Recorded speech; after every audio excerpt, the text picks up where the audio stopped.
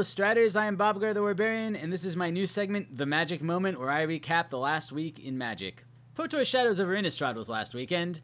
First off, big congrats to Steve Rubin and Andrea Mengucci for their first and second place finishes respectively, but their decks were a little bit boring. Let's talk about some of the cooler decks that were out there. First off, John Finkel, top 8'd with a Seasons Pass deck in green and black. Seasons Pass, look at that card. That card is crazy. I don't think anybody thought it was going to be standard playable, and to top 8 a Pro Tour is amazing. Second, Brad Nelson, you did an amazing job with Pyromancer's Goggles. I mean, it's been around since Origin and gotten pretty much no play, and I didn't expect that to change until rotation. I just didn't think it was going to get there, but Pyromancer's Goggle Ramp is the real deal, and it's pretty awesome. And finally, Luis Scott Vargas, LSV, top 8'd with Green-Black Aristocrats. I don't think anybody was counting on this deck either.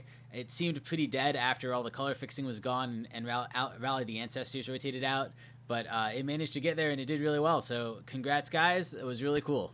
Overshadowing the actual results of Shadows over Innistrad Pro Tour were some big announcements by Wizards, one of which was reducing the appearance fees of Platinum Pros all the way from $3,000 down to $250. I've taken a little time to reenact how those events went down. I feel like pro players' income should be based on tournament results, not appearance fees. Rabble, rabble, rabble, rabble, rabble. Without appearance fees, I will not be able to afford my microwave burritos. Rabble, rabble, rabble, rabble. In the future, pros will only be paid in dead fish carcasses. I think we all dreamed once of being pro players, and now that dream is dead. Your tales of agony and woe have convinced me. I will reverse my decision with magic. First off, let me start by saying I think Wizards has the right idea in terms of moving money out of appearance fees and into prize pools. What Wizards cares about when they're putting money into the pro scene is basically they're spending money on marketing, so they want that money to be very visible and very exciting.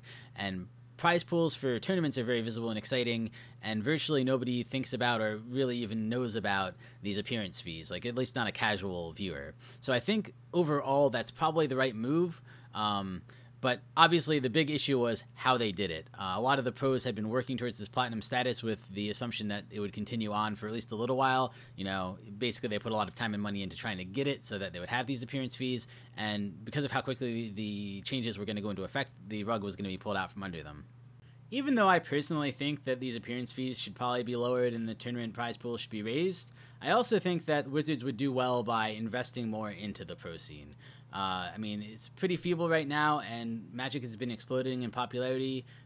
Sales are higher than ever, it seems like, so I don't see why Wizards doesn't increase the prize pool of Pro Tours by a significant amount, for instance. And, you know, if you do things like that, the pros might not even, you know, really mind their appearance fees being cut.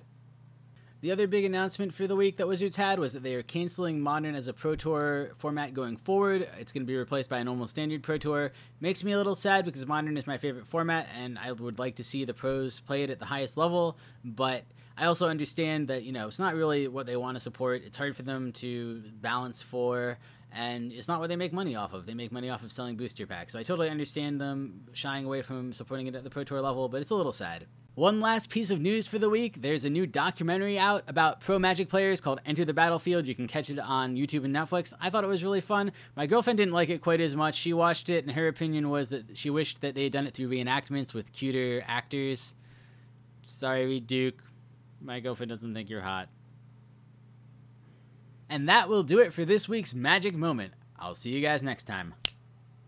Thank you for watching. Please like and subscribe, it really helps us out. You can find us on Twitter at MagicGathStrat, Facebook /MagicGatheringStrat, or on the web, magicgatheringstrat.com. There you can find articles and free prize-supported leagues. This is all brought to you by our Patreons and cardhoarder.com. If you enjoyed this content, please consider supporting us at patreon.com/MagicGatheringStrat.